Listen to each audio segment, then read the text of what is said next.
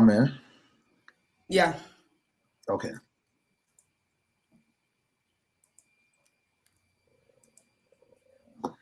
Hello, ladies and gentlemen. Welcome to another edition of the Big Debate Perspectives on the Debate Camera platform.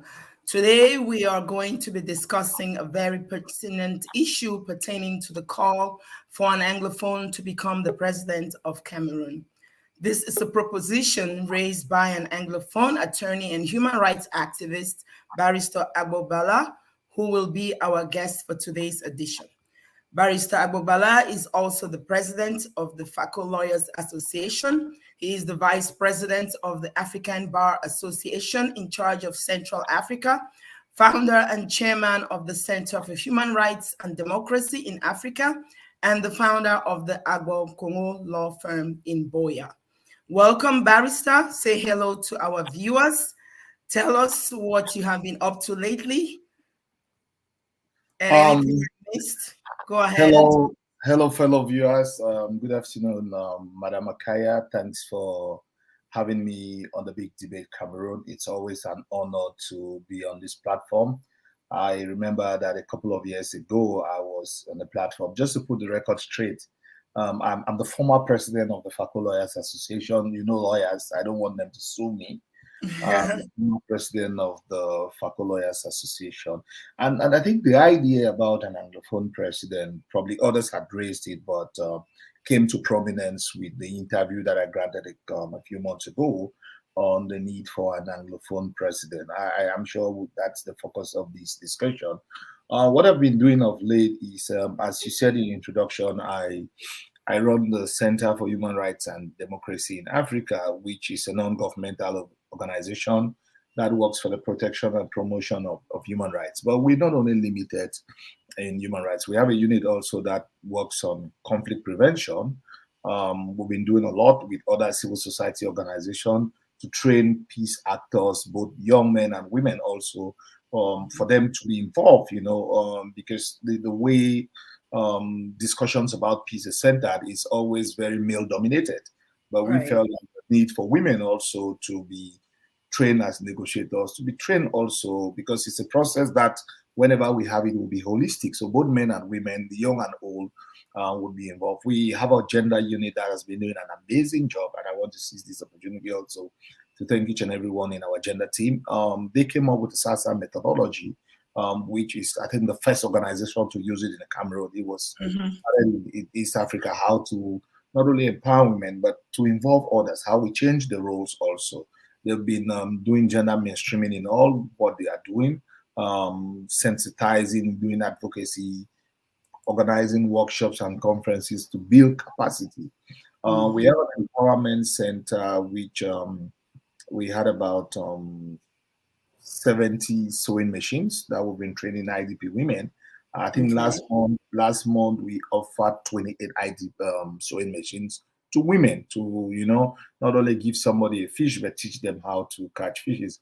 We are starting a CIT, Cameroon Institute of Technology, and IT program in October, where we're going to train young men and women also who are interested in IT. You know the importance of technology in this day and age.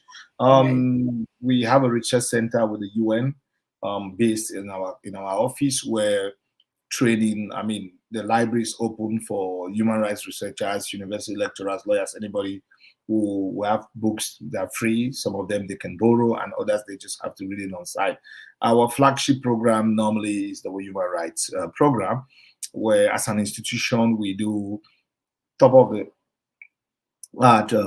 documentation on gross violations. So we report, we document, and we equally also do advocacy. I think in terms of the documentation of atrocities committed in Anglophone Cameroon, we would be one of the top organizations in terms of documentation. That is why you would often see the State Department, the Human Rights Council, Human Rights Watch cite our reports, and equally that we've been invited in doing advocacy. But also from an individual perspective, we have gone the search for peace nationally and internationally, consulted by diplomatic missions, also just to try to talk to other leaders who are involved in the conflict, all the other stakeholders, to try to see how we can find a solution to the myriad of problems, not just the Anglophone crisis, but also the political crisis that we face in the country.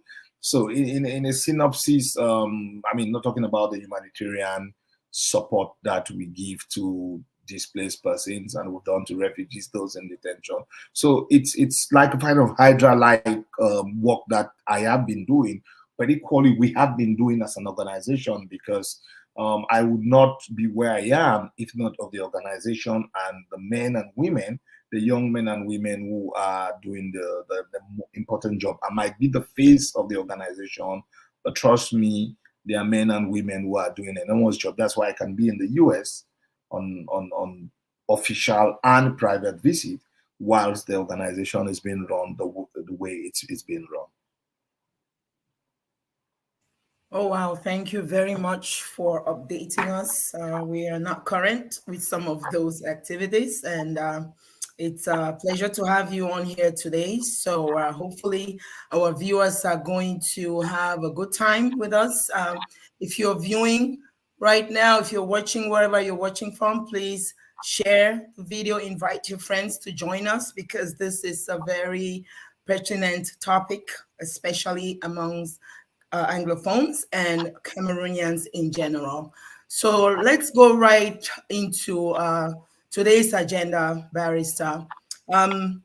A couple months ago, I think it's end of July or so, you made a very bold statement, which, you know, a lot of people consider it a bold statement. Some consider it untimely, and some believe that you shouldn't even, you know, say anything of that nature.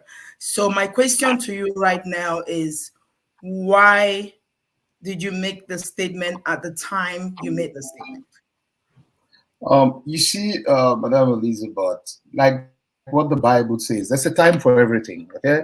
A time to plant, a time to reap, or a time to sow, you know? And when about timing also, is just a time to get inspired. And we live in a society where there are pace setters, there are people who are getters, there are people who are doers. And in the words of Bartleby Song, there are iconoclastic people who think Yeah. out of the box. And I think I fall within the ambit of those iconoclastic people who probably doesn't follow mainstream. Yes, some people will think it's a taboo subject to talk about it. Others might think the timing is not right, but there is no perfect time to do the right thing, you know? So, I mean, there's no imperfect time to Right. do the right thing. There is, every time you want to do the right thing, the time is perfect. And that's what I stand for. Why now? Because this is the time, the moment is now. If you look at the history of this country, we've had two presidents, Mr. Bia and Mr. Ahijo, or President Bia and President Ahijo. Let me give them the respect that they deserve. And I believe, and others also who have been murmuring in corridors, that there is a time, this is our time. And within the ambit of what is going on in the country, it could, I'm not saying it's a magic one, it could Mm. also, it could also contribute to national unity. It could also contribute to peace, because perception is very important in politics. When people perceive, that it's not possible for an Anglophone to be president, and we know the narrative is all over the place, and if something like that can happen, it can change some mindset. It can make Anglophones also feel that they belong in the country called Cameroon. It's not just about cosmetic talk about national unity and integration and equality. Talk is very cheap. How can that, how can they walk the talk? How as we as a people walk from this talk about national unity, national integration, equality of each and everyone, to the fact that we put it in reality? And when I came up with the idea, it's for us to debate about it. And that's what we are doing today. It's not like I have the magic wand. No, it's an idea that's been mooted and I said it. Now we can fine tune it. How do we go about it? The realities on the ground might be difficult. It would be very peculiar, but it's doable. It's possible, because if people are resolved, if people are resilient, and we have people who can also be president. I don't think that the two francophone presidents who have been leading us, they don't have anything special. And it's not rocket scientist to be a president. It's just to have the will to drive. But I think that this debate is necessary. And also as Anglophones, we should take this debate serious, because we need to be able to agree that we feel that we deserve to be the president, then to start working about, if we don't accept it, if we don't put our mind in a position where we accept that is possible, it would only be the negative discussion where each and everyone has a PhD, pull him or her Down syndrome, without doing anything substantive. We need to move beyond the level of only castigating and start looking forward. How can we work towards the realization of this? It shouldn't be because it's coming from me. It should be something that, okay, this is a good idea. How can we build? And that is why I think, and I've been talking to others also, can we put our heads together? It will not be done just by Anglophones. We will need to work with Francophones. We will need to convince Francophones on the need for them to support an Anglophone as candidate for president of the country. And I think that if we collectively work together, we build synergy across the board, Anglophones and Francophones, like-minded. I've met a lot of Francophones, to be honest, who believe that an Anglophone deserves to be president. I've met a lot of Francophones who believe that our educational system is the best. That's why a lot of them flood the University of Boya. I've met a lot of Francophones who believe that our administrators are less corrupt, that we are less high-handed, we are not as arrogant as Francophones. So when in their private conversations, they pick these attributes of Anglophones, why can it not, this is at the micro level, why can it not be transposed at the macro level to give the opportunity also for the Anglophones to rule us? And I believe that if given that opportunity, they will clearly see a difference. Okay, thank you very much, Barrister, for that elaborate explanation. You've touched on a few things that I believe we're gonna, revisit along as we go along in the discussion. My next question is pretty much around what you think is ideal for Cameroon right now. And the reason I'm bringing this up is because since the Grand Dialogue, whose objective was to resolve the Anglophone crisis, there's really been no change as far as popular opinion goes. So what do you think is a priority right now for Cameroon? Is it a regime change, irrespective of whether it's an Anglophone or a Francophone, or you believe that what we need right now is for an Anglophone to be president? In politics, there's the ideal situation and there's the real situation. So they call it realpolitik, as they use it in politics in Germany, something like that.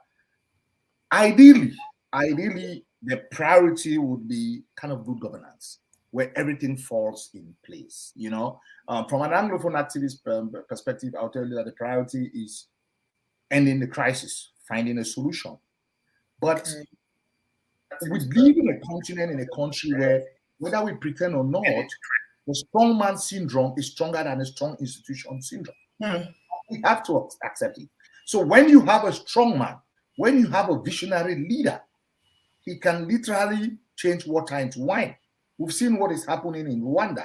We've seen what is happening in Fekafudu with Samuel Eto'o. So when you have a leader that has a vision, they can bring the necessary changes. And like Kwame Nkrumah said, seek ye first the political kingdom. Okay, everything will fall in place. It might not work in the West, but we've seen that in Africa, the leader determines the way the country would move forward. So nobody can pretend that a leader who is willing and open to talk to both parties in the conflict will not make enormous changes. If you have a leader like Mr. Biya who's not ready, who's not ready to bring the necessary changes, who's comfortable in the status quo, no matter what institutions you have, nothing would happen, because power devolves from the top, and the top is the president. So whatever anybody is doing in the country on behalf of the state would not have his approval.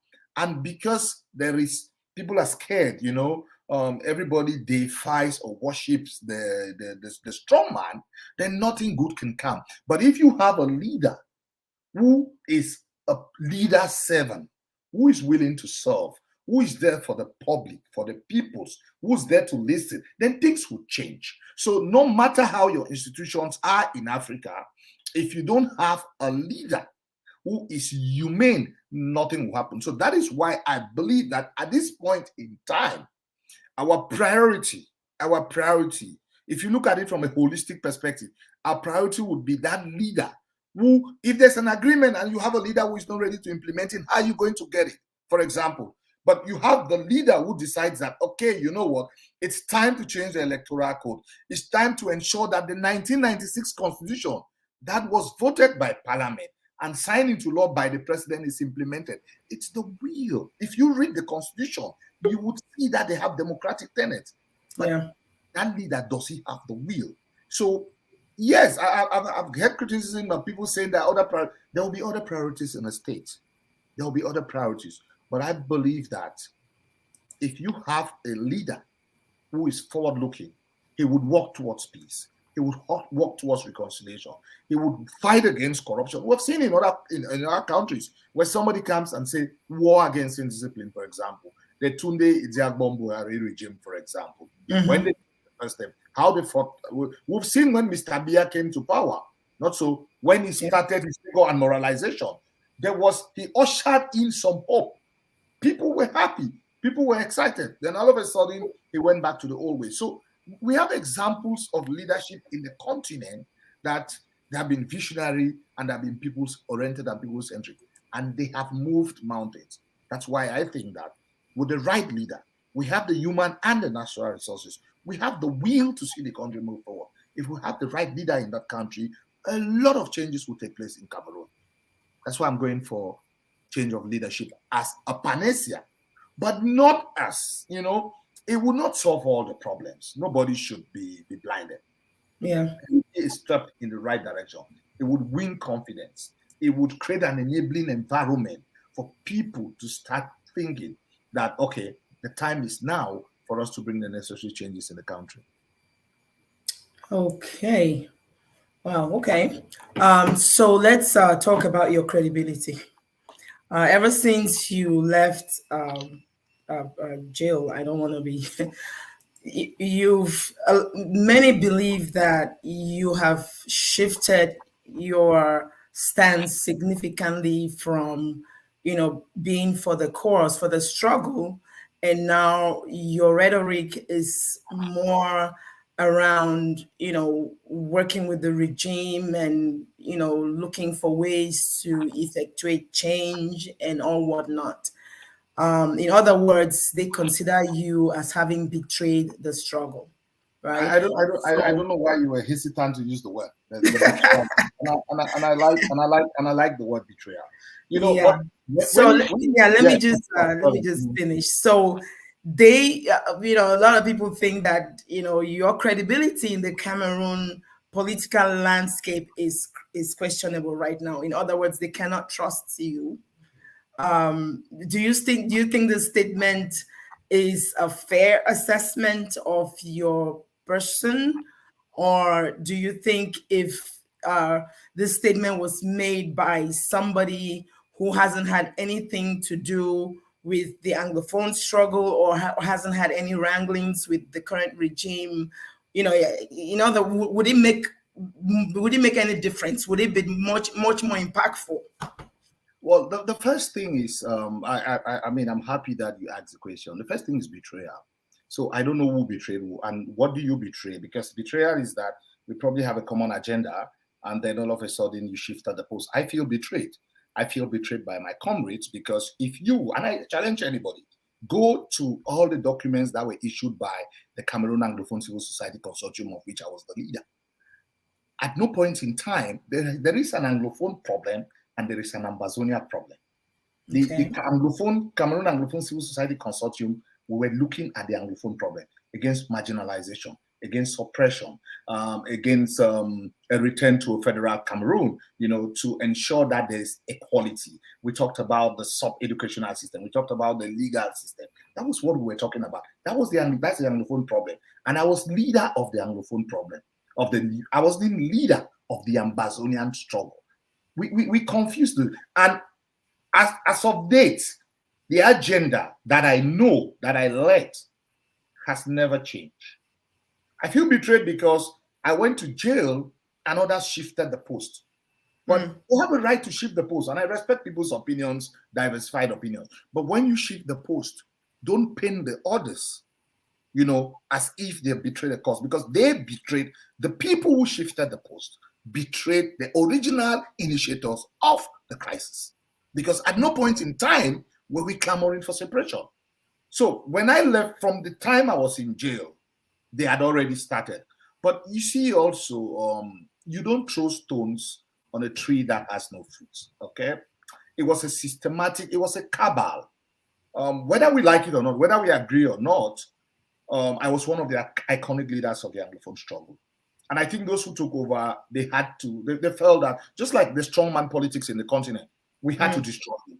And to destroy him was to peddle negative information about him. I was made I heard that I was made a minister whilst I was in jail. I heard things that, and I'm still not a minister, but I think I should aim beyond a minister. That's a talk for another day.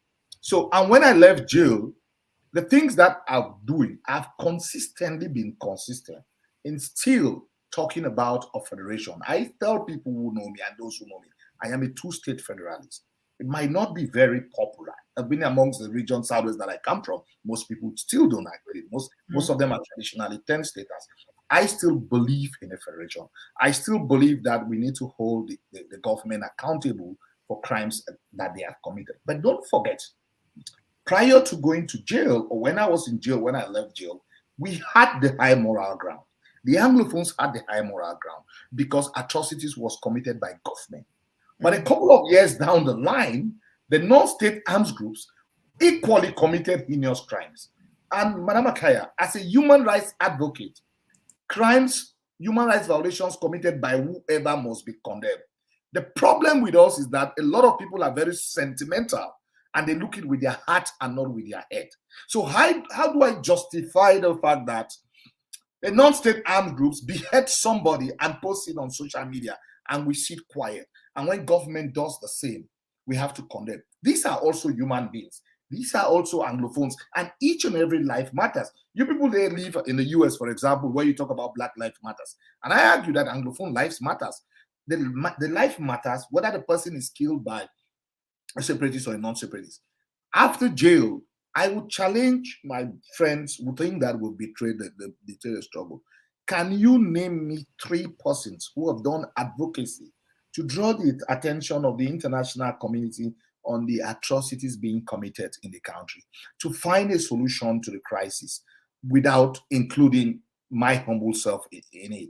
When we go to the Human Rights Council to talk about the crisis, when we go to the Canadian Parliament or the House of Lords in the UK, or in Congress where I attended the submitted documents about it, we do it for what? We do it for the general good.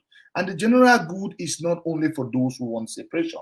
The general good is for each and every Anglophone who believes that his or her right must be protected. So at times, and unfortunately also to some of them, I say the world cannot be fooled. That's why the international community, the standard bearers, they're still giving recognition to us and our organization. They're still acknowledging the kind of work we are doing in a very difficult situation. And like Cardinal Tumi would say, what he told me, that when you're criticized by both parties in the conflict, you're doing right. Madam Elizabeth, let me tell you something that people don't know. For people who think that I've betrayed the cause, okay? My car that I was arrested with on the 17th of January, as we speak, is still at the Boya police station. This is 6 years down the line. They never gave me the car. I've not shouted on social media. It's still there. I was expelled from the University of Boya, and everybody knows it was political. I went to jail. My father died, was buried in my absence. Very few people who are shouting on the top of Mount Cameroon have gone through the kind of psychological and physical torture that I've gone through. As we speak, I know government, they don't like me. I don't pretend. You know that the follow-up commission of the Grand Dialogue, I was not included, okay? I know that the presidency, they don't like me. I've met people, they've clearly told me that they don't like you, and I know. So at times when you come back and you see some of the things that I call them the born again, the born again activists, because I call them, a lot of them are not depth. They're more emotional. They don't really understand the way the world works. So they can throw insult. But ask yourself, tell me one leader of the Anglophone struggle who has not been accused of betrayal. Ayuk Tabe, Chuayaba, Sako, John Bakoro, Tapang Ivo, which this other clown who was just made their president. What's his name again? This other clown the other day that passes off, who used to be communication officer. I can't even remember his name. Chris Anu. Chris Anu. This is his only struggle that has destroyed all its leaders. Each and every one, at what point in time, has been destroyed. And what you do to the goose ends up happening to the gander. When it started with me, some of them celebrated. They sang hallelujah. But I'd warned some of them. I've spoken to some of them that you're celebrating because today is your enemy. After that, it has gotten to each and every one of them. I challenge anybody in the struggle. Is it Bo Hubbard? Is it Boba? Show me one person who has not been accused to be a betrayer. It is a challenge also, and we can build from there. Use it as an opportunity for us to look ourselves in the mirror and go back to the drawing board. Why do we destroy our leaders? We lose legitimacy in the eyes of the people. We lose credibility. The people who have betrayed the struggle, my dear, they're the people who support individuals and not the Anglophone idols. So if Agbor is somebody you like, you support him and you insult the others. You understand? So we end up doing it. So the other that you're insulting has his or her own supporters. They start insulting Agbor also, and they are not looking at the bigger picture of the struggle. At no point in time, and I will repeat it, I have changed. Perhaps as a leader, you get mature, you grow in leadership position. You understand the dynamics and the reality on the ground. 5 years ago, the struggle is not like what is happening today. We have lost legitimacy. We are losing ground. I know people in this country who used to fund the struggle. They are no longer funding it because of the infight, because of the insults. All the accusations about embezzlement, it's not been done by those who they are calling betrayal. It's been done by they themselves. They have brought it into public knowledge. My trip to Boyafon and all cases of embezzlement, we have never been involved in such things. But to me, it's for them to go to the drawing board, and it's not about you being a leader. It's about fighting for the people. And at times, you can retreat and you rethink and you come back with better solution. The way we are going, we are doing the same thing and expecting a different result. And anybody who is in the struggle is honest. When you speak to some of them privately, they know we are heading nowhere. You know why? We don't listen. When you disagree with them, government has given you money. They are promising you an appointment. But unless we are honest enough to get into the debate of how did we get where we are, if we are engaging government to be honest with us, the leadership of our struggle, they have to be honest also to acknowledge where they have gone wrong and then try to make amends. If we don't do that, it will be like the blind leading the blind. And unfortunately... Okay, so long story short, Barrister, you are no longer for a two-state federation. You are for one Cameroon with an Anglophone as president or a rotational presidency. We'll get to that later. I am for a two-state federation. No. I am still for a two-state federation. Okay, the unity in diversity, where we have the two states in one country, where the regions can have their elected officials, but we have a president. Because why do I look at a two-state? Because it is a centric position between the extremists in the government on the left and the extremists in the Anglophone struggle, the separatists on the right. How do we get a compromise position in the middle where it will be a win-win situation? A compromise position where we would take our diversity, use it as a strength, where unity in diversity would be the order of the day. And it could be in phases, madam. Phases in the sense that we could build. Ideally, and this is what I've said to some of my separatist friends. So I stand for a two-state, but when you go on a negotiation table, everybody compromises, not so. So we can say for the next 20 years, we would have a 10-state federation, okay? With elected governors and more powers. After 20 years, we have a two-state federation, or 20 or 30. Then, at the end of that, we have a referendum. It's 3 o'clock. We have a referendum whether we need separation.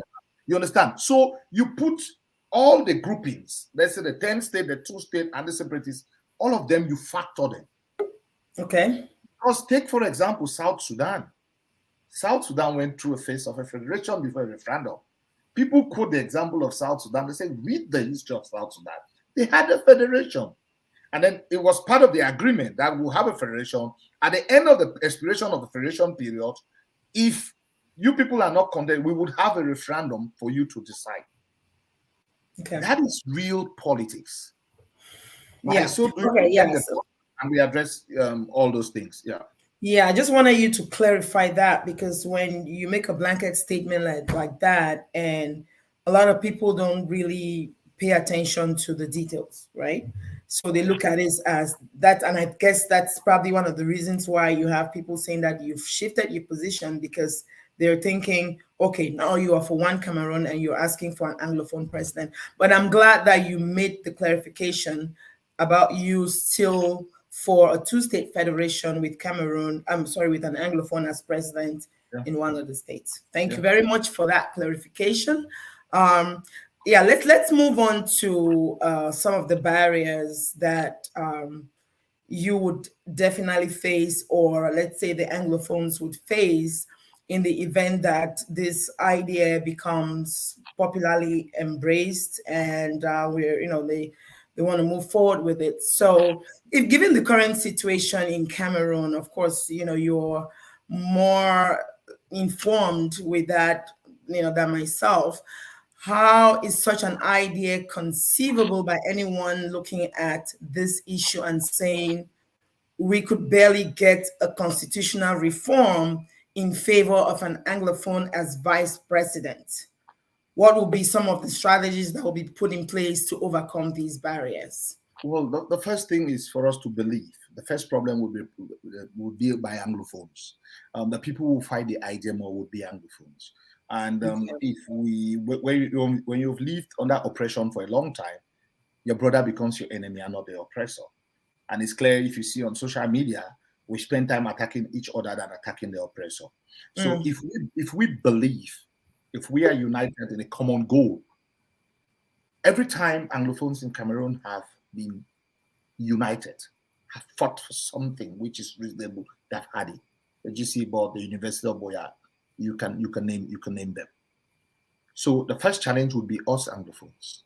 Okay. And we would need also some grouping, someone to connect the pieces, to build synergy, to start bringing people together, be they civil society actors, be they women leaders, be they religious leaders, be they politicians, to start working towards a common ideal. That is the need for an Anglophone president. If we don't convince ourselves, then it's difficult to convince the others. Yes, you're dealing with a regime that has been in power for 40 years. As we say in Cartier, it will not be bonbon, it will not be chocolate. They would fight because they have tested power. They know what it means to have power. But also, if we are resilient and we believe in the force of argument, I always stand with my SC and Simoto, the force of argument and not the argument of force, and convincing our Francophone brothers across the board. I will tell you, I've spoken to Francophone ministers who've told me that the idea of an Anglophone president is a good thing. I will tell you that. A lot of people are saying it in their closet, scared of the regime. But if we start building bridges with Francophones, I'm already talking to some Francophone civil society leaders and some Francophone political leaders to join the club, or they are the majority. Okay, you could see how the Francophone press picked it up when I did the press conference. If we have that momentum, it would be wonderful. But the first thing is that we need to be able to have some background team that is working, that is strategizing. It will need raising finances also to be able to go around privately and lobby and talk to people. That's why the diaspora also will be important. When we always sit and say something is impossible, I'll tell you, Madam Akaya, the Cameroon Anglophone Civil Society Consortium did not have up to 6 members. But for the 2 months that they were in existence, they shook the fabric of the state. What does that mean? That when people are determined, when people are convinced, when they have a common goal, they can make things happen. And we need people who are convinced, who can sit and think and start putting things in place to work towards the realization of these goals. Means that we would have to approach other political parties also to urge them that for the unity of the country, they should have an Anglophone candidate. So it's not about the individual. It means that we will cut across party lines. Do you know how exciting it could be if the debate gets into the CPDM that their next presidential candidate will be an Anglophone? It changes the whole dynamics. It changes the whole dynamics. But that cannot be done if we just say it and without going to work. So we have to build. Yes, it's difficult to reform the constitution, but also we are not just coming with the talk of an Anglophone candidate. It's a whole holistic reform that we expect. And to also, and to make our Francophone brothers don't be scared that it would be a general amendment of a constitution where rotational presidency would be included, meaning that everybody, the minorities also will be guaranteed just like the majority. That we will not base it on the argument I used to hear that the Anglophone problem is like the problem of the pygmies of the East. Okay, that's the height of political dishonesty. We would explain to them that look at the history of this country. The two peoples that came together would be the two peoples that did the reunification. Why do they call it United Republic? It's not because the Bassas and the Betis came together. It was because the Southern Cameroons and the East Cameroon came together. And I think they are honest people, even among the ruling party, okay? When we stop painting one side to be devils and another side to be angels, we're going to move forward. But when we always paint one side to be devils and another, then we cannot see across our stereotypes. We have to be in that position where we build and accept that we disagree without necessarily being disagreeable and work with the others. Try to urge them. You know, there are lots of people who want this country to be won, and they would be ready to make sacrifices, Francophone. And if that price for them to pay for their bad governance for the last 60 years, the way they have treated us, if the price for them to pay, because they owe us, if the price for them to pay is for them to work towards the realization of the objective of having an Anglophone candidate in their various parties, then we would have done something. But Madam Akaya, I am also realistic that it might not be in my lifetime. It might not be in our lifetime. Yeah, I was going to get to that question. Debate. When an idea is mooted, it will not. I mean, you know, you people who've done science, you always say time is a function of activities. So it might not be in my lifetime, but it's a debate that has started. Yes. The younger generation will pick it up.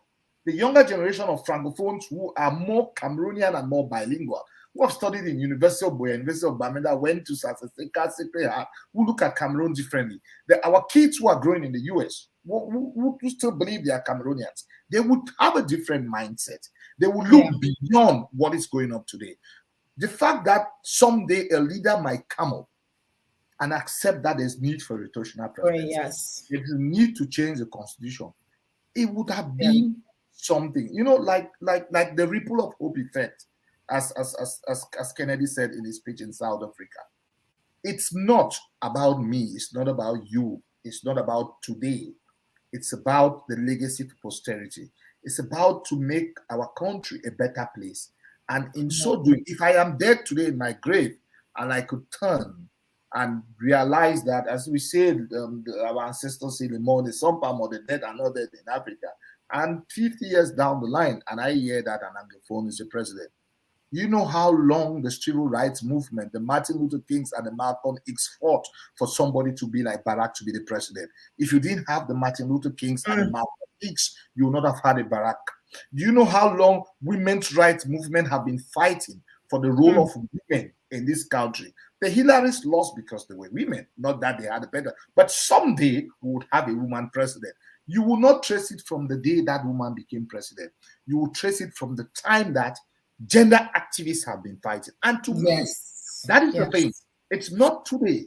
You know, we might, as I always said, it might not be in my lifetime, but history will record that there was a movement in Cameroon that was championed in 2022 for an Anglophone to be president.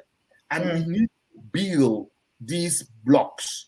The person who might end up being might be an Anglophone who is 2 years old today. You're right. To accept and gradually, Madam, from the day we made that statement to today, I have spoken to lots of Francophones whose positions are gradually changing. And they are asking us questions. How do we go from there? And this is a question I'm asking all Anglophones. How should we build on that? How do we take advantage of the momentum and include that as an agenda in the political discourse in the country? And to me, that was my role. Let it be discussed in mainstream media. Let it be discussed amongst political parties, amongst civil society, amongst religious leaders. If it's done, then we have succeeded. Yeah, thank you for that. That was actually going to be my my next question to you. If you think this is something that could be realized during your lifetime, or it's just one for the history books. And I think you've elaborated on it, and you've really talked some insightful information that would provoke the minds of a lot of people, even especially the younger generation right now. Going back to the barriers, there's one thing that keeps, I'm I love politics. I'm sure you know that by now. And during presidential elections in Cameroon, I always get really angry because of this issue of political polarization and fragmentation amongst the political parties. I mean, it's sort of like a daunting task for these parties to come together, especially those that have Anglophones as leaders or candidates. They just don't want to form a coalition. I mean, we've seen coalitions do very good things in other countries. So this issue of Anglophones coming together and endorsing the idea is one that would really have to start at the grassroots. And I'm hoping that those of you that are on the ground have a strategy as to how you're going to go about getting this done. Because if they can barely form a coalition because everybody wants to be president, then I wonder what's going to happen when, our brothers east of the Congo, agree with us that, yes, let's go for an Anglophone president. What do you think about this issue of polarization in Cameroon? I read the other day that we have 329 political parties. Oh, you see. In Cameroon. Exactly. I don't 28 million people, 329 political parties. It might be one of the highest in the world. I don't know, but I'm thinking. Yes, we're very divisive people, but also we work together when at times for common good. And I believe I'm an eternal optimistic someone. I believe that there needs to be a go-between, Yeah. People have to eschew their ego for the common good. I'll tell you a little story. During the last presidential election, I was doing a go-between between the other leaders to try to see how to get a unified candidate. So I had meetings with all the leaders. All the leaders who were running for election. I had meetings with them to try to build. When you're not involved in politics, they listen to you. Okay. Yeah. I mean, I spoke to Camto, I spoke to OC, I had meetings with Cabral, had meetings with OC, Serge Matumba, yes, Camto, Serge, all of the way had meetings. Everybody felt he would be the one. I saw a political leader who looks me into my eyes and tells me he win the election. And I'm like, you're talking to me. That's somebody who will never have 0.1%. But he believed. Also, I think people have formed their parties for various reasons. And some of them are being funded by the state. So I can understand the need. But parties that have common interests, not every party will come together. We need to start working with individuals who you have the same ideological standpoint with. There will always be spoilers. There will always be spoilers, okay? There will be spoilers in Anglophone communities who will not want an Anglophone president. Correct. We will be there. We have to understand that. But we have to keep on working with an open mind and contact and consult as many people as possible. It would not be easy, and I repeat, but it's doable. It's doable in the sense that people are interested in an Anglophone candidate.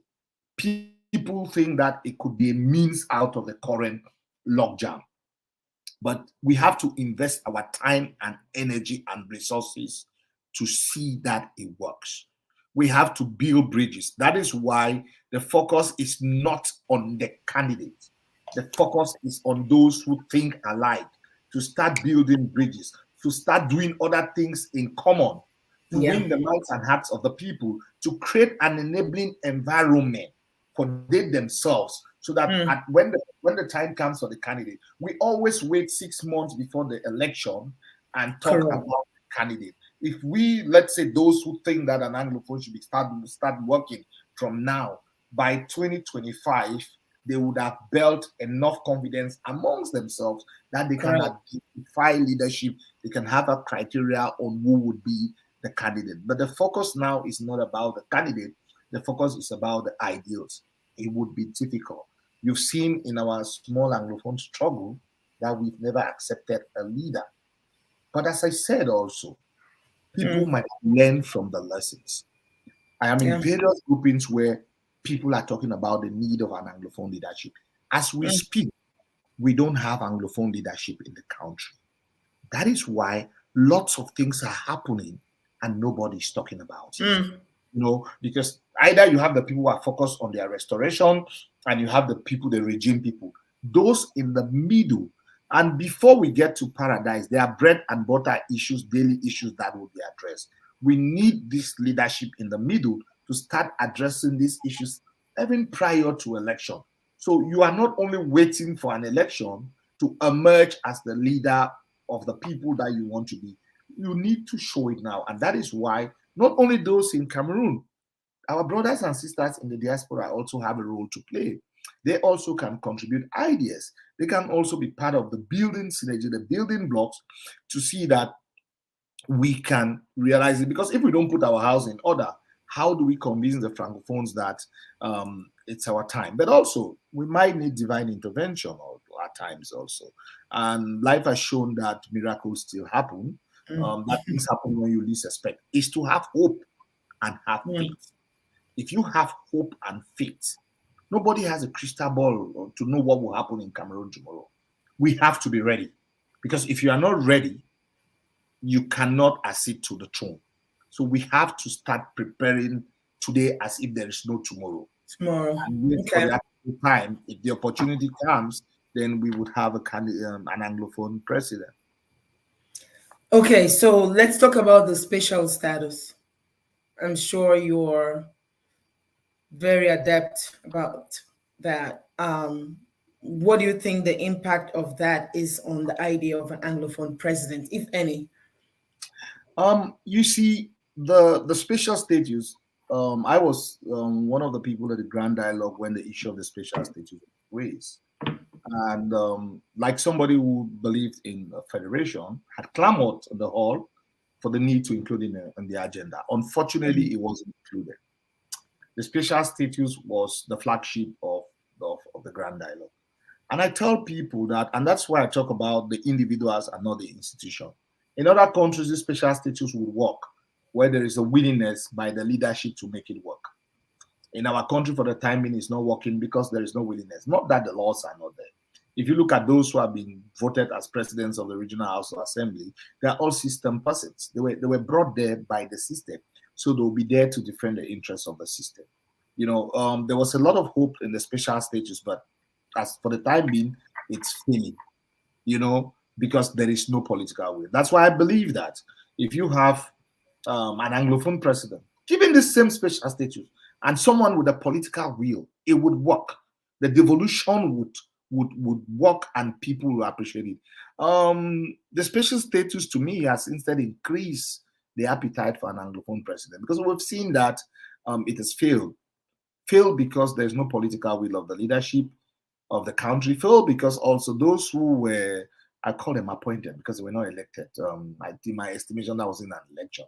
Those who were appointed as head of the various regional houses, they are not there to serve the people. They are there to satisfy the interest of the cabal that brought them to power.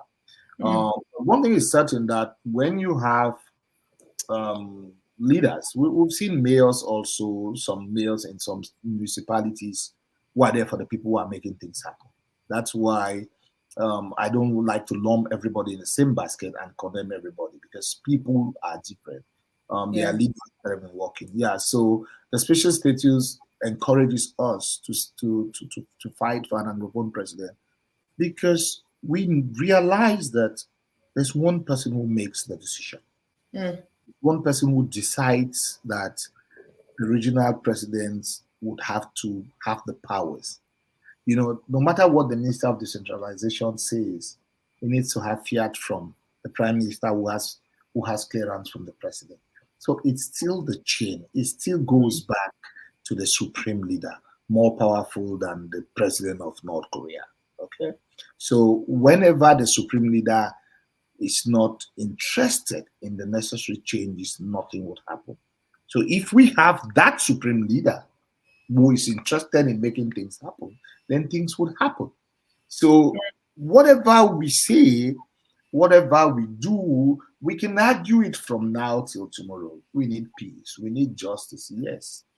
But all those things within the confines of a country called Cameroon, the leadership determines that, because they have coerced the people in a way that they cannot really raise their voices.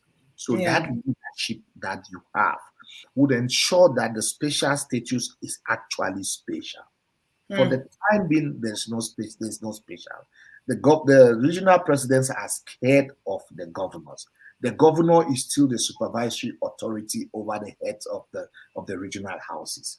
When we would have a special status where the leaders would be elected to represent the people, the leaders who can hold their own against the governors, you would see how things would change. I have been in events where the regional presidents and the governors are there. You would think that one is a mimic person. They are lackeys. They don't have powers. They don't have the balls to confront the regime. Because how were they elected? How were they appointed? It was some system thing. I knew some of them when they start filing their document, we already heard that the head of this region would come from this division. That is already this person. So they eliminated possible people from that division, who were outspoken and who were courageous. Those they felt could rock the boat, could upset the apple cart, were eliminated at the level of their party. So these are things that you see and you tell yourself that until the head wants things to change, they would manipulate things. They would give you an empty shell. The name is there, but in substance, the power is not there. But whilst we are blaming the head also in the central, the head of the state, the people who are there also are scared. Yeah. They don't want to rock the boat. They don't have initiative. Because why would they have initiative? Did they show you their blueprint when they were running for election? No. If you don't campaign, if you don't have a blueprint, for example, you want to make X a leader. X never told you that he wanted to be your leader, or these are his plans. When you make him a leader, on what grounds are you judging him? Yeah. What blueprint did he give you that he will do? The guy did not tell you that I'll build pipe bomb water, I'll build let's say a stadium in Boya. The guy did not tell you. So you are judging him on what? Just because they unpick people also affects. You can still have an authoritarian regime, but you have people who represent the interests of the population. I think that when you have those people, things will change. We've had mayors in this country, in Anglophone and Francophone Cameroon. We have seen how they've made things happen. But unfortunately, if you don't have them who are people-centric, if you have people who were picked from Yaoundé, they are respected by Yaoundé, not the people. Because they know that after 5 years, if Yaoundé wants them to be there, and we don't want them to be there, they will still be there. So where's their constituency? It's Yaoundé. That's why they will carry monies always and go and give to people in Yaoundé. Because they are the ones who make them, not us. So when the top is interested, like, okay, I want things to change, it's not us making you, it's the population making you. Those people would work for the general good. Okay, let's touch on the external influences. So we're still on barriers to this postulation. External influences definitely would be, the impact of any kind of this idea hitting a brick wall at the level of the international community.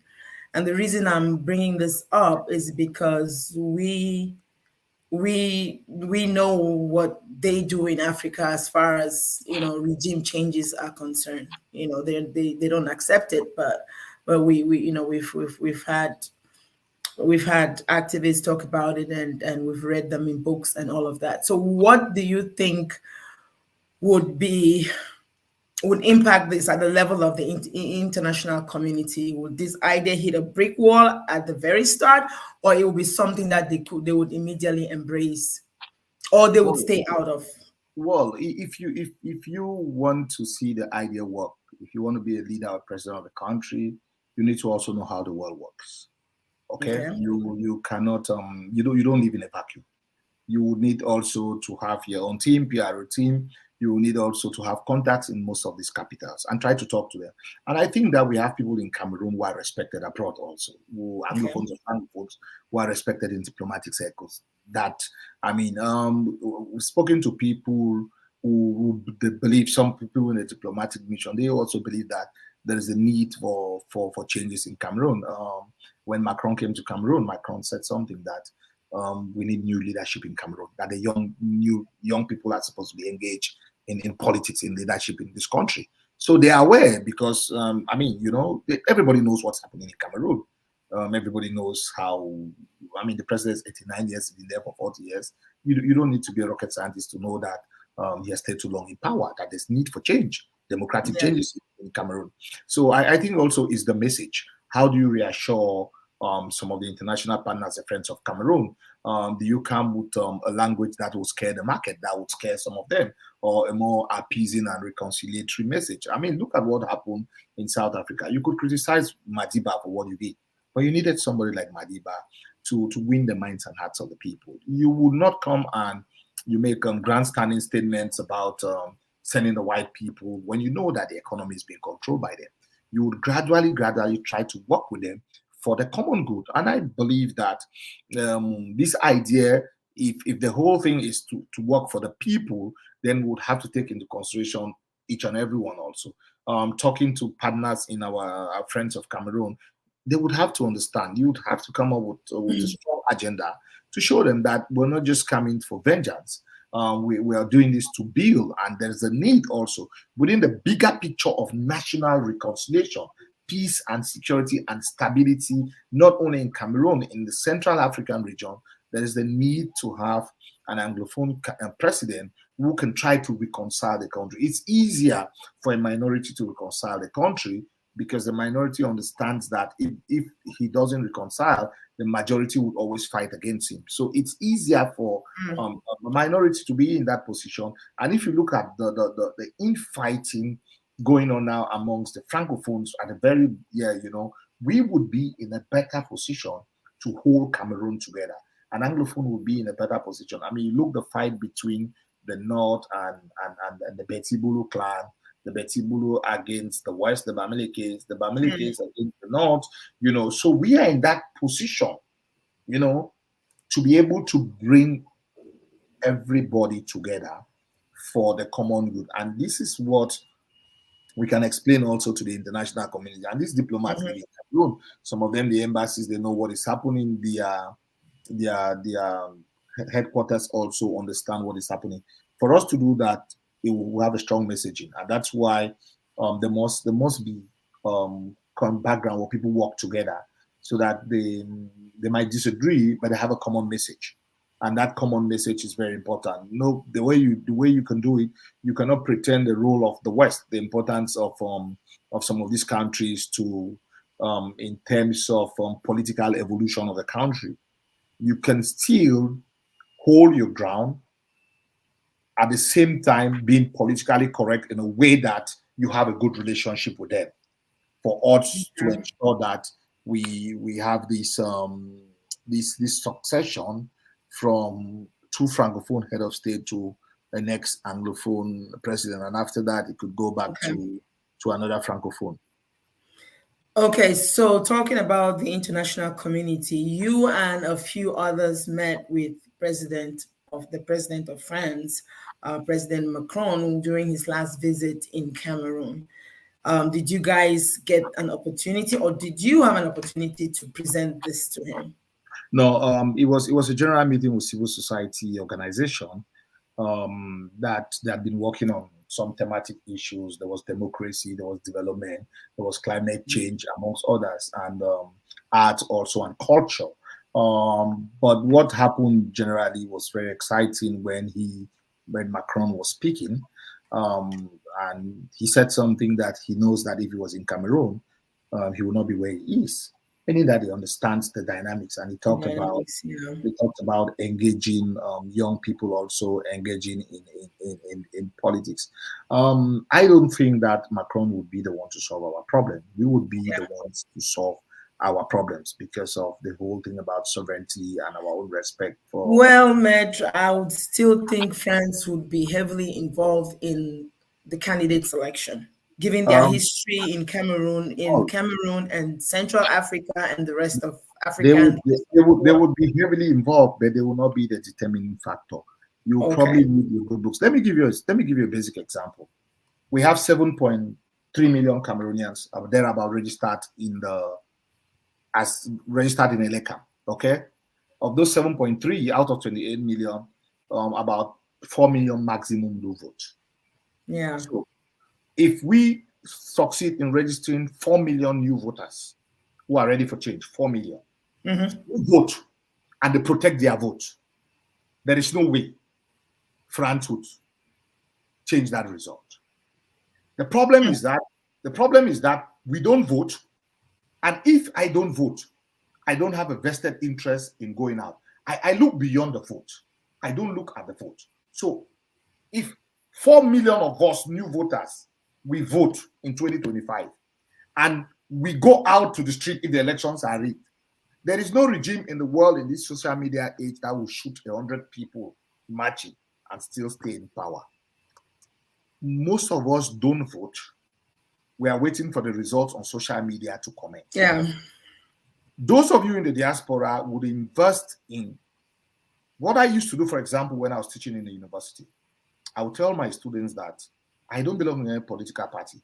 When you register to vote and you come with your voter's card, I reimburse your transport by 2. I double your transport just to register. I don't care who you vote.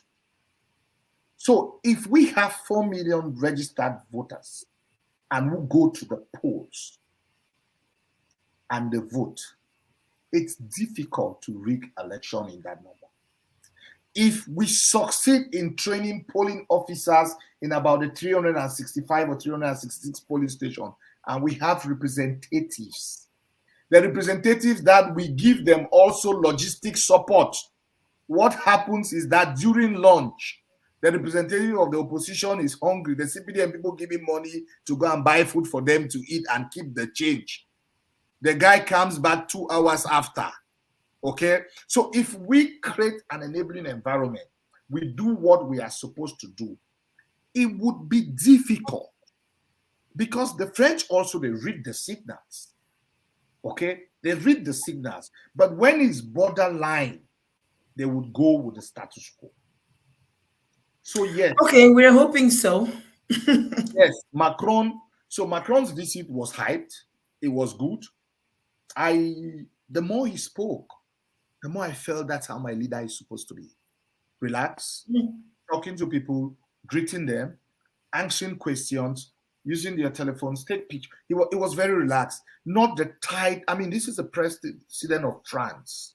Yeah. Not the tight security. If my president was in that environment, I'll be in my house because first of all, there would be unnecessary tension. Okay. And I think that we have made politics in a way that people are scared. Okay.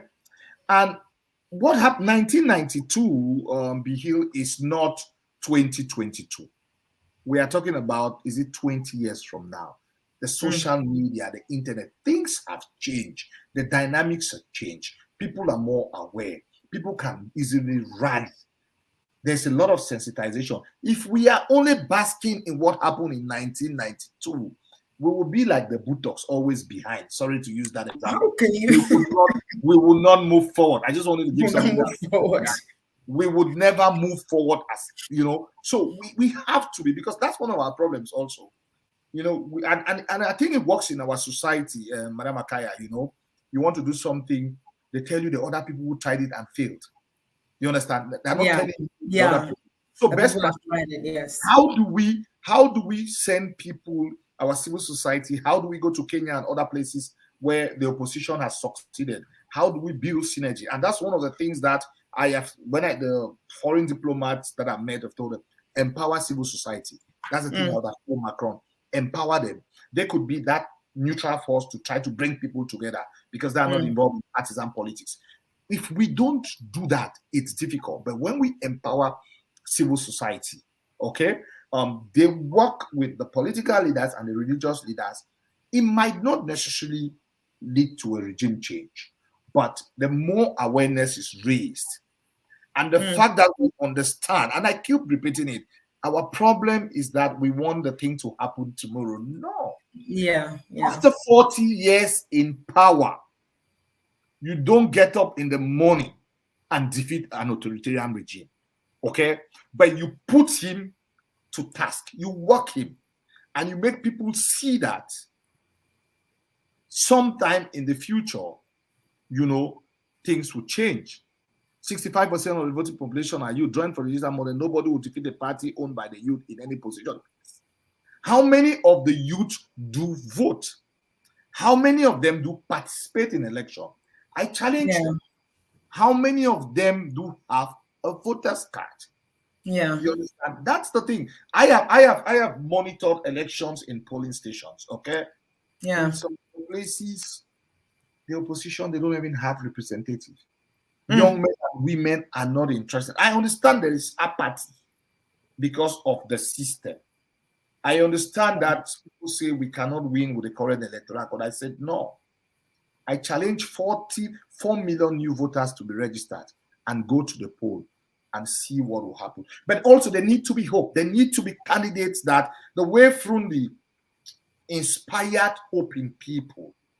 You see what Mr. Obi is doing in Nigeria. He might not win, but he has inspired hope and confidence in people who cannot win.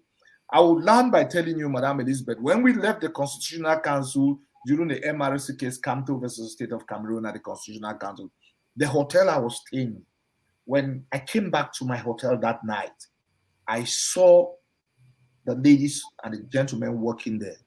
They told me, Barrister, in translation, the next time I would register and vote. That was the first time they saw things in live television debating about elections in Cameroon. It gives them hope. You know, the problem is that we sleep and we work the year of the election. It is a continuous process. I know we don't have funding like the party, the same fund, but in our communities, we can be doing education and sensitization. It is not completely gloomy. We need change of the constitution. We need change of the electoral law. But for the time being, as lawyers would say, for the time being, if those things don't happen, are we going to sleep and wait for the proverbial manna coming from heaven? No. The people have to seize this in their hands and be innovative. Necessity is the mother of all invention. If we know that they are always rigging the elections too, we need to be creative also. Unfortunately, we just want, it will not be easy. 40 years in power, they will not go down. Thank you, Barrister. I'm seeing a lot of questions around elections, but I think we would not have the time to go through each and every one of them. And secondly, it's some of them are out of context, so we would save those for a future date when we touch on that topic, because that is still something in Cameroon that has that is not working. You know, our electoral system is not is highly corrupt, and you know we'll not talk about that, but you know what I'm talking about. So let's move on to governance. So being a proponent of such a framework, right? Um, you're you're pretty much suggesting a rotational presidency, which you already mentioned earlier, and I'm hoping that you know your ideas are based on case studies around the world that have probably worked in resolving one or two issues similar to what we are having in Cameroon. Is this an assumption or a fact? And you know, if you have any case studies, you can go ahead and present that to us, so we can have more insight about that. The closest, which is not included in the constitution, is what is happening in Nigeria. They call it zoning. It has been respected, but I think during the next election it will not be respected because the Muslim candidates. But well, between the South also, the PDP is having a northern candidate, the APC is having a southern candidate, and the two guys of the APC are Muslim. But over time, it has worked. They did not put it in the constitution, and we can Cameroonize our own rotational presidency, because also it's not copy and paste. One of my lecturers in the law school in Lagos in '96 used to tell me that copy precedent, but don't copy it blind. You understand? We have to adapt it to our own context. And correct. To me, it could be a novelty within the context of this country to not only rotational presidency, but zone important positions also. Okay? It's unacceptable that the way the country is governed, so I take the president is the Francophone, the second in command, the Speaker of the Senate, President of the Senate, is from the West, it's a Francophone. The third in command, the Speaker of the National Assembly, is from the far north, that's Muslim. The fourth in command, John Gutte, is from the Southwest, or Anglophone, as they will profile us because they think we're a village. The Economic and Social Council, I think, is from the north. The Constitutional Council is from the center south. It cannot work like that. You understand? It cannot work like that.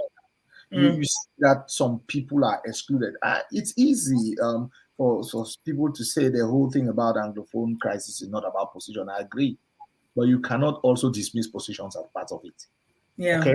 It's not only about it, but it's also something that it concerns it. So if you have to zone the country and between let's say the four positions that, okay, for example, if Anglophone is president, then we would probably have somebody who is fifth in command. Not so. If we are second in command, we will probably have somebody who is third in command. The way the thing works today, they can decide that everybody in top management is Francophone and you will not do nothing. Constitutionally, you cannot hold them. You understand? You don't forget, we used to be second in command before the Senate was created. I mean, no, the days of Estimuna and we were Speaker of the Assembly, that was second in command.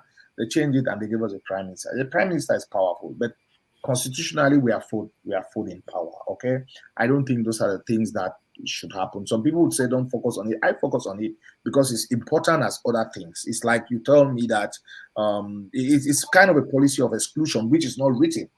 But if it's constitutionalized, and it would have to be agreed, there are lots of things that will happen. We need a truth and reconciliation conference, okay, to reconcile Cameroonians. The constitution will have to be amended. The electoral law will be amended, okay. These are things that, so my proposal falls within a bigger picture of other things that will be done. But perhaps they will not have time to do all the things. We can just say, okay, fine. By the time we get the Anglophone president, he would do 1, 2, 3, 4. You would have to put laws in place to ensure that these changes are made, so that whoever becomes president subsequently will not have the liberty to be dictatorial when these laws have already been put in place. But when you leave it at the discretion of the individual, then it makes it difficult. So that to me, it's a major and a very fundamental issue. We would sit down and we would Cameroonize our own rotation. I know that there are people who have met who are telling me that the rotation will not be between Anglophone and Francophone. It will be within the 10 regions. But people who agree, I say no. I say it will be between the two peoples, the two groups that came together. In the two groups, they can decide to have their own rotation, for example. Meaning that in the Anglophone structure, they might decide that, okay, if somebody from the Northwest is the candidate this time, the next time would be somebody from the Southwest, okay? They would have their own internal rotation. The Francophones would have their own internal rotation also, not so accepting that if it's somebody from the North this time, the next time, and I think that it will give people the opportunity. Others have argued in a democracy, it's not supposed to be like that. I understand. Yeah, but you have to look at that democracy within the context of our country. Okay. Yeah, because to me that nullifies the whole. Our democracy doesn't exist in isolation. That is why there are countries that are indirect suffrage. Not so. We don't vote senators. Senators are voted by our councillors. The president appoints 30 and they vote 70. We vote our parliamentarians. We don't vote senators. So you also need to look at your demo and look at what works, what can work within the context of your country.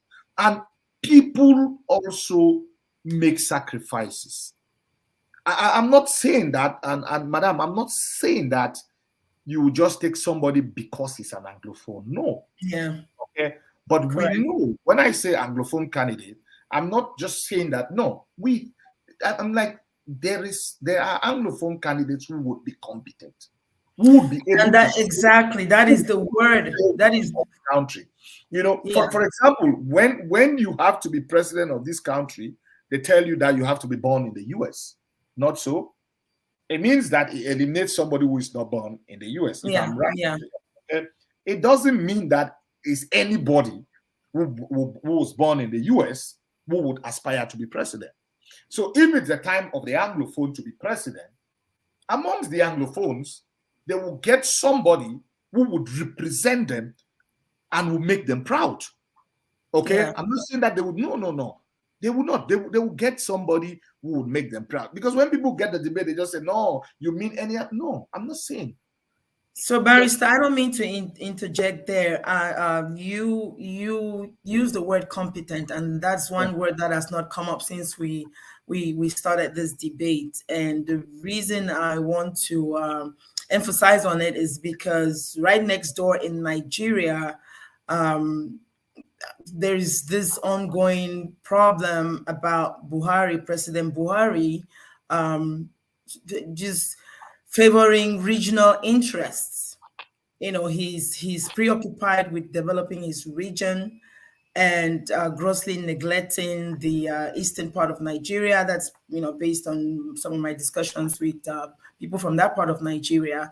So a lot of them think he's incompetent. He's, more focused on working with the Fulanis and all of that. So this issue of a rotational presidency is something that, like you said, it has to be fine-tuned to make sure that all the gaps are filled and all the assumptions that people have are dealt with, every constraint and everything, so that we don't have incompetent people coming in the name of an Anglophone to rule the country. Second of all, we have very competent Anglophones in the diaspora who are citizens of those countries, wherever they are, whether it's America or Britain and all of that.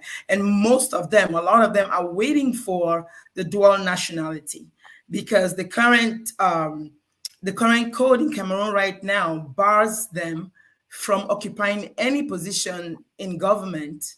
I guess there are some that you could if you're a national of another country, but there are many, right? that would not be able to come into Cameroon and say, okay, let me see what I can do as far as this is concerned, because they are not even qualified in the first place by virtue of them being a citizen of another country. So the other thing that we need to worry about here is making sure that the reform for dual nationality that is currently in Parliament, I hope I'm right, that it gets put in place so that in the future, Anglophone Cameroonians, wherever they are, would be able to partake in this revolution. You see, we come back to the question about the will, the political will, the leader with a vision that has a mission that has to build. It is unconceivable that in 2022, Cameroonians by birth still to come to Cameroon, no matter where they are. But what is the interest of a visionless leader? For them, there should be dual nationality. But when you have a leader who has a vision, one of the things I think would be in his manifesto would be the issue of a dual nationality, to give dual nationality to Cameroonian citizens. So now it's not about the institution, it's about the leadership. If that leadership wanted Cameroonians to have dual nationality, they would have had. And that's where I base my argument that when you have that competent Anglophone leader, these things would fall in place. When you have a visionless leader, no matter how long you shall, he doesn't understand the importance and the need of it. You know, I mean, let me just dovetail to somebody like Buhari. In a proper country, how would Buhari, somebody who cannot even speak, how will he win an election? He will not. He will not. He will not. And so competence is very important. But equally also, people should not use that word to disqualify that an Anglophone cannot be, because you are limiting it to other competent Francophones. In each society and in each community, you would have someone who is competent, who is very competent. And I believe that the competent Anglophone candidates of presidential aspirants that we have, I don't think any of them would not focus on the issue of dual nationality. The economic impact of remittances sent by Cameroonians abroad in the diaspora to Cameroon. I happen to have been in my other world part of the diaspora. So I know how the diaspora has changed the face of families in the country. I know how diasporans have helped in defeating family poverty. I know how diasporans have put family in the map, the kind of construction, the kind of contribution they are doing to the economic life of the country. The diasporans must be factored in the policies of the country. And that depends on your leadership. And that is why I'm challenging my friends and brothers in the diaspora. How do you support visionary leaders to bring the necessary changes? When they come here to campaign and to ask for your financial support, have you seen their manifesto? Did they talk about dual nationality? Are you supporting them for tribalistic reasons? Did you engage them with regards to how would you do to ensure that we get dual nationality? How are you working with other parties across the board to ensure that we have dual nationality? Yes, we're talking about an Anglophone candidate, but equally also, I think that the candidate would also be strong on substantive issues, on policies, on how to move the country forward, on how to ensure that the diaspora, the fitting, you understand, you can have a Ministry of Diaspora Affairs, for example, not a department, not a secretary, a minister who, I think Senegal has it, a minister who is in charge of diaspora affairs, that liaises with the diaspora, that constantly have meetings with the diaspora on how they can help and support the country. By dint of that, the embassies in these various countries would be, the embassies, Cameroon embassies abroad, they owe us a duty. They owe you people, the diasporans, a duty. They are not doing you a favor, but that would come from the statement, the policy from the head of state, trickling down to the Minister of Foreign Affairs. When they don't have that policy, when they only build on this hostile relationship, nothing can move forward. Look at the contribution of the diaspora. And I challenge the diaspora also. Hold economic forums abroad. Try to give data statistics of your economic contribution to the state I read once that the economic contribution of remittances from Africans is more than the oil or whatever is coming up. Can we break down from the Cameroonian perspective and show it to the regime in place that this is what we do, this is what we contribute? It's not every diasporan who is hostile against the state. I watched the veteran tournament there. I was proud to see more than 4,000 Cameroonians doing things for the common good. How can you translate this energy, in holding accountable, in engaging the ambassadors or the diplomatic mission or the political leaders who are coming here to campaign, to that our priority number one is dual nationality.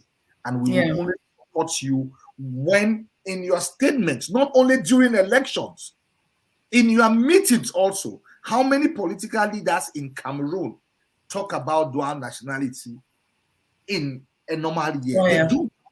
So you challenge them also. I mean, the government also is a government that reacts. Have you people bought pages in newspapers or in TV to sponsor programs to talk about dual nationality? To ensure that dual nationality gets into mainstream media, that panelist discussions sit and talk about the importance. It's just like the way lobbyists are doing here. When you want something to be done, you go out there, you get the media involved. How often is it done by the diasporans? How often you engage your political leader? So it ends up being a win-win situation when we build, when we think. That is why when you're putting your money in a political movement, it's not only that the person is an Anglophone, but it's somebody who has values that resonate well with you. It's somebody who believes in the causes that you believe in, and somebody who can bring the necessary changes. And I think that if we vote a law that ensures that Cameroonians can have dual nationality, the economy would skyrocket. And I would land by saying that it has an impact on the crisis. I know people who, if you cannot allow them to come to Cameroon, they would fight to have their own Cameroon to come there. If my mother dies or my father, I live in this country, and you cannot give me a visa to go to Cameroon, what do you expect from me? I would sponsor any group that is fighting for me to have a Cameroon that I can be able to go there. So it also comes with the real and imaginary enemies of the state who are living abroad, that they have to grant them complete amnesty. That's why there's a need for a truth and reconciliation conference in Cameroon, where, like what Churchill said at the altar, the past is crime, is folly, is flashes away. We build everything that has happened, we forget about it. Okay, let us move. People would confess, people would ask for apology, and we move forward. I know people in this country who, because of their involvement of the SDF in the 90s, they were blacklisted from coming to Cameroon. How unfair is that? So how do you expect that person to be patriotic, to show love of which country? A country, somebody is called Agbor Nkongho, Tamfu Venatius, and you refuse him a visa. Somebody who left Cameroon at the age of 25, and you tell him that he's not having a visa because he doesn't have enough ties with Cameroon. But that is because the leadership is visionless. They don't see the impact of what they are doing. When we have visionary leaders, when we have people-focused leaders, I don't want to tell you what how Barrister used to describe the two presidents of Cameroon. If I tell you, I'm sure that I'll not be able to go back to Cameroon. When we have leaders who have Cameroon at heart, they would ensure that we have dual nationality. Yeah, thank you. Before I have just one last question. Before I get to that, I just want to put this question on the screen, and it's for the benefit of those that joined us late, because you talked about this earlier during our discussion. So just now that we have more people, just answer this question one more time so that you're not misrepresented in our community. Answer that question. Mr. Agbor J. King, you're my namesake. Thank you for the question, and for all others. I am the chief apostle of a two-state federation. And I believe in unity and diversity. The fact that I'm for a two-state federation doesn't mean I'm against the state. I still want the unity of the country with an Anglophone president. I'm in some groups where somebody wrote that I'm very intelligent, but I'm misleading Cameroonians because I believe in a two-state federation when most are Westerners want 10 state. So at times I get some of the punches that I don't understand. I have never, and I just to recall to those who might have joined it, Madam, in 1998, I wrote a thesis on the right to self-determination in international law. And my argument was that Cameroon needed a federation. That was 1998. In 2000, when I used to protest at the EU Parliament with Cho Ayaba, yes, we used to march with Cho Ayaba at the EU Parliament and the EU Commission. I have something that is on YouTube where I was still talking about a federation. So it's not something that started today. I believe that will help solve the problem. I believe that we need a federation. We equally need an Anglophone president. And I believe that it would be an Anglophone president that will grant a federation. I don't see this current Francophone president granting us a federation. So please, each and everyone in the diaspora, if you think that we need to come out of this solution, support an Anglophone candidate to be president so that they can usher in the needed federation, the devolution of power, where in the words of Frundi, power will come to the people and they will be able to run their affairs the way they want to run their affairs. Thank you very much, Barrister. Let's go to my last question, and it's regarding your aspiration to be the president of Cameroon as an Anglophone. So if this was to come to fruition, if this idea was to garner all the support that you need locally, internationally, and all have you, would you put forth your candidacy as an Anglophone president? The first thing is to put the record straight. It's not about me being the president. It's about an idea that we are moving to have an Anglophone president. And I say the focus should be on us working towards having an Anglophone president. The last thing is who would be the president. Man is a political animal, okay? In a way that you are involved in politics in one way or the other. But I am not an exponent of my way or the highway. I believe that if you have somebody who is competent, you might mood an idea, but the person is competent more than you. Correct. Okay? I would support the person. Rudolph thinks that, why don't you stand for presidential? Rudolph, it entails a lot. You need to talk to your family. You need to be able to raise funds. You need to check about your health. Do you have the stamina to be able to run? It's not just people telling you to run. You need to make an introspection. What are you running for? What blueprint do you have? What vision do you have for the country? So it takes other things. What kind of team will you build? For the time being, for me, the discussion should be, let's work towards having an Anglophone candidate. When we get to that bridge, we'll cross it. When you start working on people, you already fight against the idea because somebody who doesn't like X means that he's no longer part of it. You understand? But for me, I think that, and that's why I don't want to call names. I know potential Anglophones who can be president, but you don't want to call names because you would already be excluding others. Yeah. Each and every Anglophone should be a potential candidate. Okay? Some people can be vetted. People will go through the grinding mill. Not everybody wants to be a president. Not everybody wants to put his or her public life in the public space. So the people would technically eliminate themselves. You have a cream of others and you can sit and people can vet them. The focus, madam, should be on an Anglophone candidate, not on the individual. In 2025, when we'll be doing this interview, but Barrister, we've had Anglophone candidates in the past. Kawala, for instance.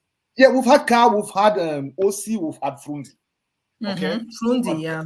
Yeah, but we're talking about a unified Anglophone candidate where we work with other Francophones, and we make it. The Union for Change, when Frundi ran, was also kind of a unified Anglophone candidate because French political parties also supported it.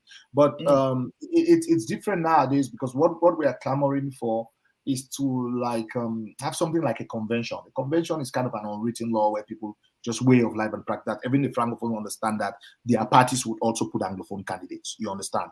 That's the kind of thing that we are expecting. But we would the more we build, the more we would agree. We would get to a point where we would zero in on an Anglophone who can be the president of a country, because you look at electability and winnability also. So there are also factors that you have to take into consideration. It's not just if you like the person. Is it a candidate that can resonate well with Francophones also? Those things will be taken into consideration. I think the time is still still early in the day to be looking at the individual. I think the idea we mooted, we should work more fine-tune it, and then we get to who would be the candidate when we get to that bridge. Oh, beautiful. Okay, that concludes our discussion for today. Barrister, once again, I want to thank you for giving us your time. It's always a pleasure talking with you. You share some very profound ideas that a lot of people do not even think of sometimes. And thank you for the thought-provoking ideas, of course, that you bring forth all the time, even though they might not be accepted by many, which is not expected. But once again, like you said, it's a start, and it's up to us now, Anglophones, to embrace the idea and run with it. And hopefully, this discussion today, as well as the ones that you're having in other platforms, are going to spread the news or spread the word even more and garner all the support that this idea needs. Thank you, and see you next time. Thank you, madam. May God bless you. Thank you. Ooh. Okay.